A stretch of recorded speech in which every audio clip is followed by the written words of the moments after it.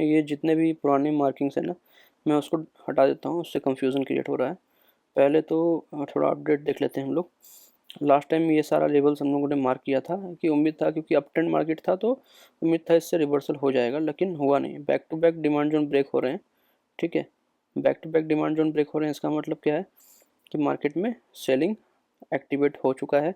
अभी टेक्निकली अगर बात करें तो बोला जाता है कि बैक टू बैक अगर दो डिमांड जोन ब्रेक हो गया, जैसे फर्स्ट डिमांड जोन ये वाला था, ठीक है, एंड सेकंड डिमांड जोन इस एरिया को आप बोल सकते हैं, तो बैक टू बैक दो डिमांड जोन ब्रेक हुआ तो उसके बाद यानी कि डाउन ट्रेंड स्टार्ट हो गया। अब डाउन ट्रेंड का क्या फंडा होता है? डाउन ट्रेंड का फंडा ये है कि जब भी ऊपर जाए सप्लाई जोन पे आपको सेल करना है।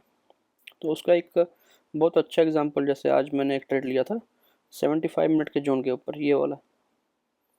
आपको शायद, आप अगर मार्केट में एक्टिव होंगे तो आपको पता होगा कि बहुत शार्प मूवमेंट आया था ऊपर की तरफ, और यहाँ पर एक 75 मिनट का जोन था।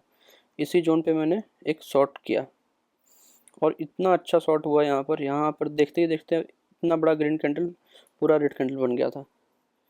तो बहुत अच्छा ये चला। तो ये एक परफेक्ट एग्जांपल है। अगर आप देखोगे 75 मिनट के अंदर, मैं अगर आपको दिखाऊं तो आप देखिए किस तरीके से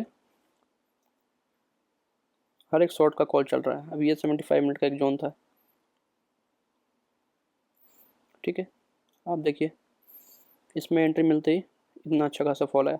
देखिए फॉल तो यहाँ तक आया है, लेकिन उससे कोई मतलब नहीं। मैं क्या बोलता हूँ, 1:2 का आपको रेशियो मिलना चाहिए। आपने एंट्री अगर 52,284 या 52,300 पकड़ लेते हैं, 52,300 पे आपने एंट्री लिया और आपका स्टॉप लॉस बन रहा है 650 का, मतलब 350 रुपीज़ का रिस्क है। तो आपका टारगेट 700 पॉइंट होना चाहिए, जो कि ईजिली मुझे लगता है फर्स्ट या सेकंड कैंडल में आ गया है, ठीक है। सेम एज इट इज़ जो आज हुआ यहाँ पर, यहाँ पर भी अगर आपने ट्रेड लिया तो आपका एंट्री बना 520 पे और आपका स्टॉप लॉस बन रहा है 800 पे। अप्रॉक्स आपका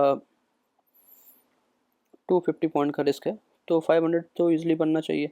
तो यहाँ एंट्री मिलने के साथ ही 500 से 51,000 का आप टारगेट पकड़ लीजिए, तो ये 51,000 तो ईजिली आ गया था। और बॉटम देखे तो बहुत ज़्यादा नीचे गया था, ठीक है। इतना तो खैर मैंने भी उम्मीद नहीं किया था, लेकिन मेरा अच्छा खासा प्रॉफिट आ गया तो मैं एग्जिट कर गया था। लेकिन मैं होल्ड करता तो भी बहुत अच्छा प्रॉफिट आता, क्योंकि जिस लेवल पे मैंने शॉर्ट किया था वहाँ से लगभग 1,000-1,200 पॉइंट जितना बैंक निफ्टी गिरा था। तो कहने का सेंस ये है कि अभी मार्केट डाउन ट्रेंड में आ चुका है। अब वापस से लॉन्ग पोजीशन कब बनेगा, कब पता चलेगा कि वापस लॉन्ग हो गया है? दो कंडीशन बनता है। एक तो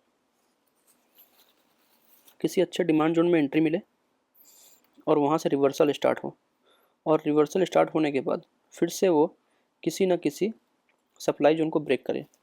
जैसे ये वाला एरिया से अगर जब रिवर्सल हो रहा था तो ये जो मेरा जिसमें मैंने सेल किया था, इस जोन का स्टॉप लॉस होना चाहिए था। अगर एक बार स्टॉप लॉस हो जाता और उसके बाद नीचे आता और वापस जो स्विंग हाई बन रहा था, जैसे मैं अगर मार्क करूँ एक कंडीशन आपके लिए,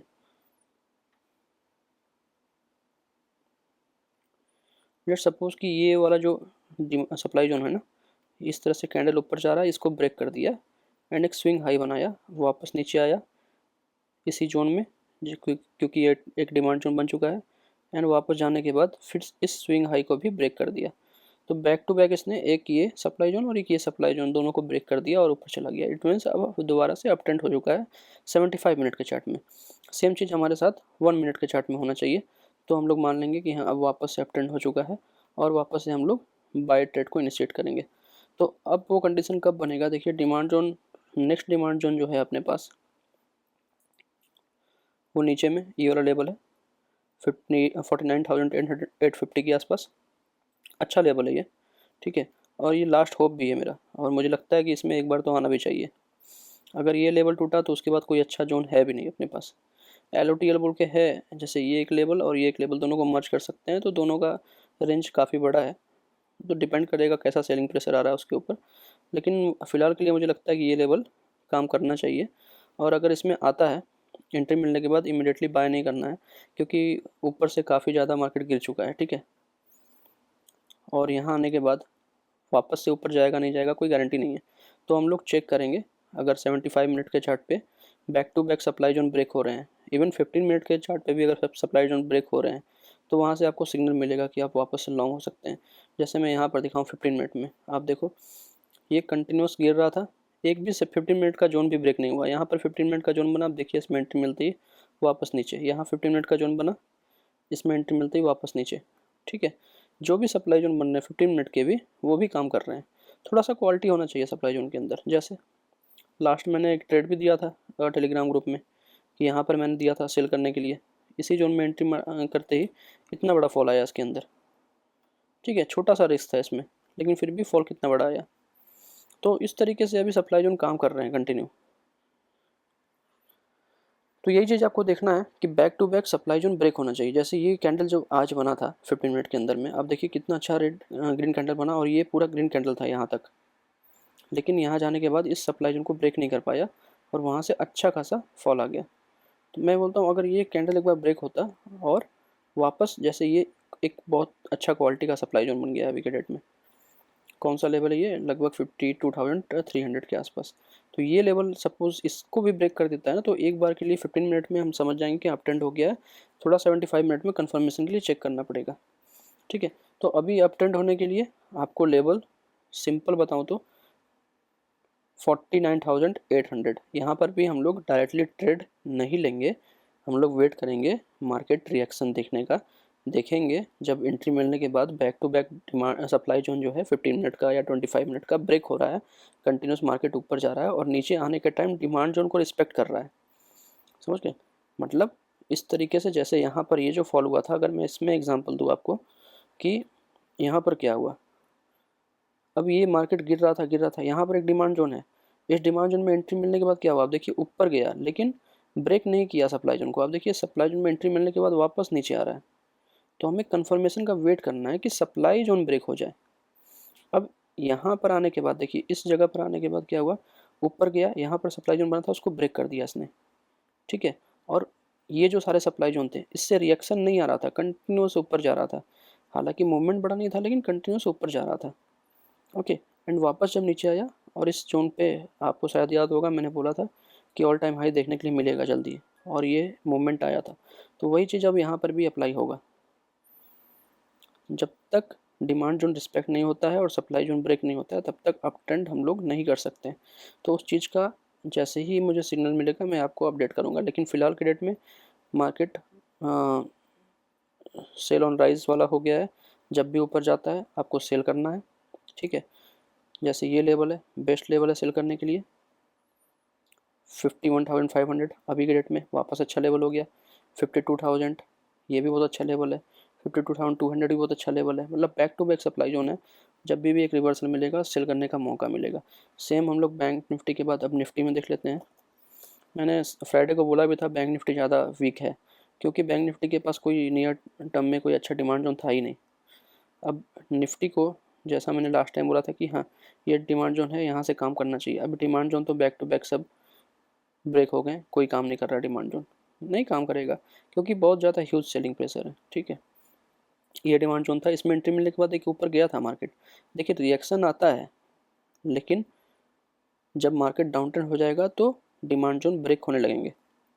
थोड़ा बहुत रिएक्शन आएगा, कितना सेलिंग प्रेशर है, हो सकता है डिमांड जोन अच्छा है, वहाँ से हो सकता है कि हमारा टारगेट 100 पॉइंट का हो तो 50 पॉइंट का रिएक्शन आए, वापस नीचे आने का चांस रहेगा।